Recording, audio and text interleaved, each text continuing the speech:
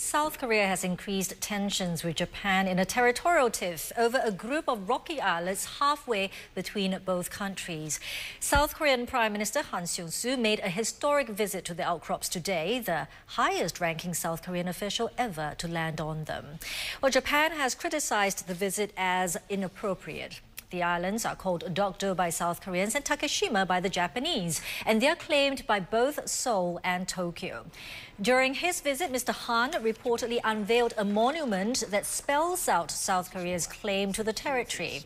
The long-running dispute flared again this month after Japan renewed its territorial claim in school textbooks. The move triggered angry demonstrations in Seoul and an official protest from South Korea.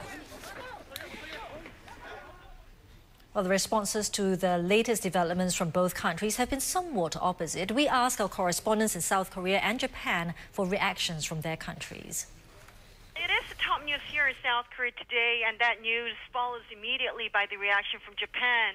And so, yes, it seems to have achieved his stance of trying to cement, to try to show the international community that this island does belong to South Korea. Because apparently this U.S. agency called the U.S. Board on Geographic Names said they turned neutral on this issue by defining the island Dokdo as an area of undesignated sovereignty. Now, before it was under the name of South Korea's territory, but because of this change in the calling of this Dokdo Island, South Koreans are infuriated by this. Well, the government spokesman, Chief Cabinet Secretary Nobutaka Machimura said the position of each country differs, but he didn't think it was appropriate that South Korea took action to emphasize that difference, and he called for calm.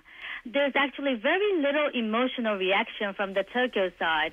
I was told by a government source that Japan will not take any measures against South Korea, but will simply wait and see what happens.